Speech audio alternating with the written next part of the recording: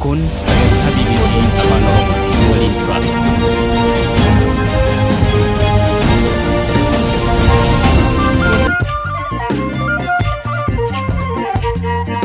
Ashama akka mooltan sagantaan BBC Afaan Oromoo eegale mootummaan Itoophiyaa meeshaalee waraanaa galmeessuu fi misgabaan በተመለከተ galmee laalchisuun labsiin kan kaa'u bifa lamaan inni jalqabaa uummanni barmaataan meeshaa waraanaa qabatan waggaa tokko keessatti akka galmeessan dirqama kaa'u. mootummaan federaalaa naannoo Tigraay irraa deeggarsa bajataa adda guutuu beeksise. የፌደራል መንግስት mootummaan federaalaa deeggarsa naannoleef kennu ilaalchisee deeggarsa taasisuu kan danda'u qaama bu'uura seeraa qabuuf. naannoon Tigraay gamasaatiin fudhataman qabu jedheera dhimma kanarratti ogeessa seeraa dubbisneerra.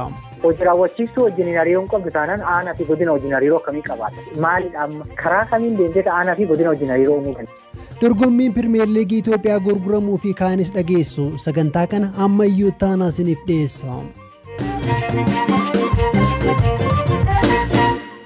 mootummaan Itoophiyaa meeshaalee waraanaa galmeessuu eegaluuf akka ta'e beeksise. biyyattiin amajjii bara 2012 labsii bulchiinsaa fi to'annoo meeshaalee waraanaa baastetti. rakkoowwan nageenyaa bakkeewwan biyyattii garaa garaatti mudatuuf ga'een meeshaalee waraanaa seeraan alaa socho'anii tokko akka ta'e amanama. ministeerri nagaa Mufariyaat Kamiil ibsaarra kennaniin labsii kana hojiirra oolchuu keessatti ga'een poolisii federaalaa olaanaa ta'uun ibsuun alatti yoom akka eegalu hin himne.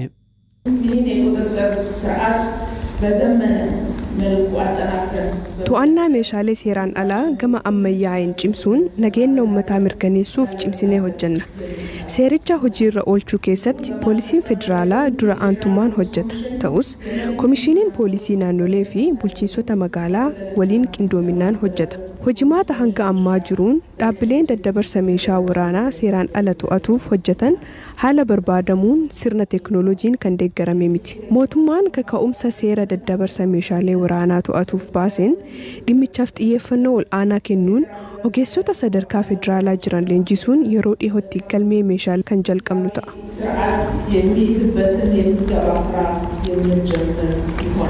gorsaan ministeera nagaa obbo Minaas Fisahaa labsii meeshaa waraanaa to'achuuf ba'e hojiirra oolchuuf dambiiwwanii fi qajeelfamoonni qophaa'anii xumuramuu himaniiru. misገባውን በተመለከተ ያው አዋጁ የሚያስቀምጠው በሁለት መልኩ ነው። galmee laalchisuun labsiin kan kaa'u bifa lamaan inni jalqabaa uummanni barmaataan meeshaa waraanaa qabatan waggaa tokko keessatti akka galmeessan dirqama kaa'u. sanaan ala warri hin galmeessine seerichi ba'ee waggaa 2 keessatti akka galmeessanii jedhama. garuu haala qabatamaa jiru yoo ilaalle seerichi kan ba'e amajjii bara 2012 keessa. sana booda labsii kana hojiirra oolchuudhaaf hojjetamaa ture. kanaafuu koomishiniin poolisii federaalaa yeroo fudhate yaada keessa galchuudhaan guyyaa galmee baasuun yeroo araaramaa kennamus haala sanaan kan ilaalamu ta'a. በዛው መልኩ የሚታይ ይሆናል ማለት ነው። labsiin kun eenyu meeshaa waraanaa qabata yookiin qabachuu hin danda'u kan jedhu kan murteessu yoo ta'u kaan galmeessanii seeraan akka qabatan namoonni meeshaa waraanaa tokko ol qaban immoo akka deebisan ni taasifamaa jedhameera.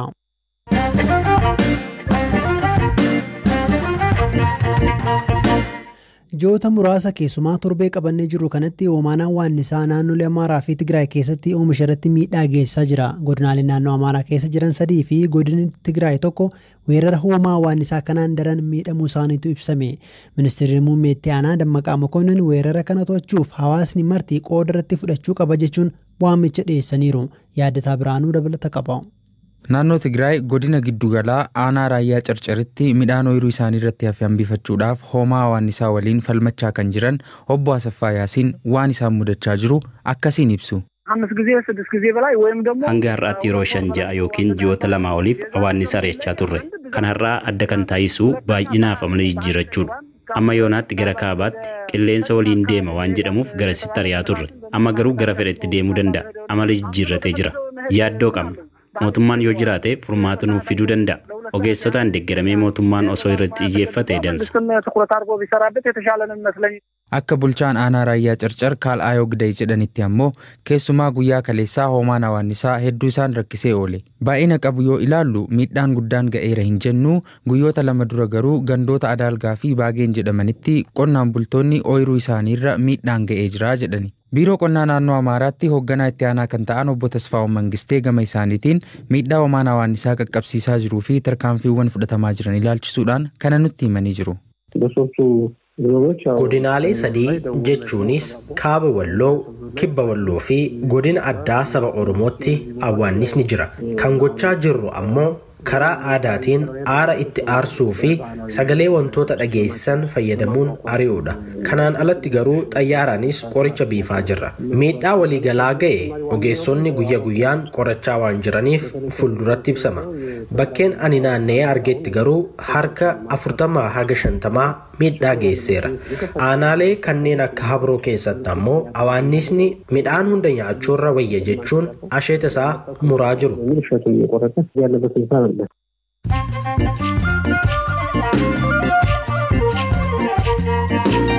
Dhaggeeffattoota keenya oduuwwan gaggabaaboo isinitti maayyamni tamsaasa kallattii Pirimeer Liigii Itoophiyaa fi moggaasni dorgommichaa doolaara miiliyoona 22.5 gurgurame.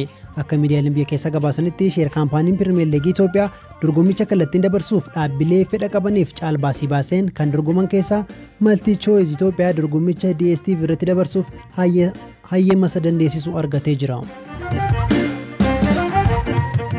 Hanni piroojeektii ijaarsa sarara elektirikaa Itoophiyaa hanga Keeniyaatti diriiraa jiru irratti raawwatame kasaaraaf na saaxileeraa jedhe humni elektirikaa Itoophiyaa. Ibsa dhaabbatichi baaseen sarara kiiloomeetira 433 diriiraa jiru irratti naannoo godina Walaayittaatti hanna irra deddeebiin raawwatameen birrii miiliyoona 34.6 ta'u kasaareen jira jedheera. Haleellaa giddugala gabaa Naayiroobii Westgate jedhamu irratti raawwatameef namoonni 2 yakkamtoota ta'uun irratti murtaa'e. Namoota kunneen irratti murtii adabbii dabarsuuf beellamni qabameera. Saayintistoonni 2 keemistiriidhaan badhaasa Noobeelii bara 2020 mo'atan.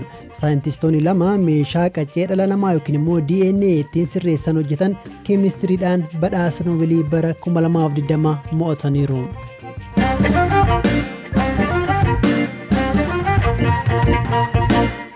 Mootummaan federaalaa naannoo Tigraay waliin walitti dhufeenya isaa kutuu beeksise. Manni maree federeeshinii walgahii kaleessa taa'een akka murteessetti deeggarsa bajataa naannichaaf kennullee adda kutuu beeksiseera.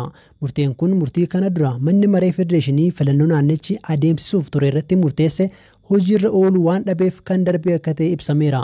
Afyaa'in mana maree federeeshinii Adam Faaraa miidiyaa biyyaalessaaf akka dubbatanitti si'achi dhaabbileen federaalaa mana maree naannoo Tigraayis ta'e kaabinee naannichaa waliin ወልት ድፈኛ አዳካ ኩታን ሙርታው ሳይብሳን የትግራይ ክልል ምክር ቤትና ከፍተኛ ህግ አስፈጻሚ አካል ወይም ካቢኔው ህገ መንግስታዊ ቅቡልነት ማን መሬ ናኖ ትግራይ ፊ ካቢኔ ናንቻ ቃሞሌ ቡራ ሴራ ቀበን ሚቲ ከናፍ ዳብሌን ፌደራላ ሁንዱ ማን መሬ ናኖ ትግራይ ፊ ካቢኔ ናንቻ ወሊን ወልት ድፈኛ ሴራ ከሚዩ ጎቹ hindandan jechaad kanaafis dhaabbileen federaalaa hunduu kaabinee naannoo Tigraay waliin akka qaama bu'uura seeraa qabutti lakkaa'uun xalayaa barreessuuf dookumentii walii erguu deeggarsa dhaabbilee federaalaa naannoleef kennu waltajjii sadarkaa federaalaatti qophaa'u irratti hirmaachisu akkasumas kaan gochuu hindandan jechuudha. Kunis kan murtaa'uu danda'e mootummaan naannoo Tigraay fi paartiin naannicha bulchu TPLF murtee manni maree federeeshinii turtii aangoo mootummaa naannichaa dheerate hojiirra oolchuu waan dhabaniif ክልሉ ምክር ቤትን የህግ አስፈጻሚ አካል ወደ ቦታው መመለስ ስላልቻሉ ነው። haa ta'u malee jedhan obbo Adam uummanni tajaajilota bu'uuraa kanneen akka fayyaa barnootaa fi kaan akka argatuuf mootummaan federaalaa aanaalee bulchiinsota magaalaa fi gandoota naannoo Tigraay waliin hojjetaa jedhan. Kunis qorannoo qaamni hojii raawwachiiftuu federaalaa jechuunis manni maree ministeerotaa gaggeessuun murtaa jechuun dubbatan. የፌደራል መንግስት ለክልሎች የሚሰጠውን ድጋፍ በሚመለከት ድጋፍ መስጠት የሚችለው ለህግ mootummaan federaalaa deeggarsa naannoleef kennu ilaalchisee deeggarsa taasisuu kan danda'u qaama bu'uura seeraa qabuuf manni maree naannoo Tigraay fi kaabineen naannichaa filannoo heeraan ala taasifameen kan hundaa'an waan ta'eef bu'uura seeraa hin qaban. Sababa kanaaf dhaabbanni federaalaa kamiyyuu qaamolee kana waliin walitti dhufeenya tolchuu waan hin dandeenyeef qaamolee kanaaf mootummaan federaalaa deeggarsa bajataa taasisuu hin danda'u jechuudha. Aanolee magaalaalee fi bulchiinsota gandaa waliin walitti dhufeenya taasifamuu ilaalchisee keessumaa uummanni tajaajiloota bu'uuraa argachuu akka danda'u qorannoon kan taasifamu ta'a. ማግኘት የሚገባውን መሰረታዊ አገልግሎቶች ማግኘት እንዲችል ጥናቶች የሚደረጉ ይሆናል። Gama kaaniin afyaa'iin mana maree naannoo Tigraay Rufaa'el Shifaaree murteen mana maree federeeshinii fudhataman qabu jechuun himu. መጀመሪያ እኛ መሰረት አድርገን ማየት ያለብን jalqaba kan ilaallu murteen darbe seera qabeessa moo miti kan jedhudha. Haalli hojii irratti oolu hin jiru. Manni maree federeeshinii ofii isaatiifuu kana murteessuuf bu'uura seeraa waan hin qabneef murteen darbe sirrii miti. Fudhatamummaas hin qabu. Sababni isaas manni marichaa seeraa fi heera mootummaa cabsuun aangoo ofii kan dheeresse waan ta'eef. Naannoo Tigraay bakka bu'ees qaamni mana maree federeeshinii keessatti hirmaate tokko hin turre. Kanaafuu murteen amma darbe bu'uura seeraa kan hin qabnee fi naannichattis hojiirra kan hin oolledha. በእኛ ክልልም ተፈጻሚ ሊሆን አይችልም።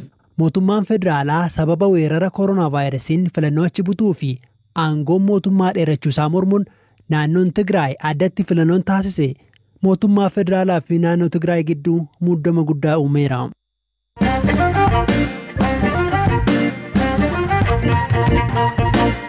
Dhimma kana irratti manni maree federeeshinii naannoo Tigraay irraa deeggarsa bajetaa kennaa ture addoo guutuusaa beekseera. Kunis sababa murtee mana maree federeeshinii murteessee kabajuu dhabuun filannoo gaggeessaniif jedheera.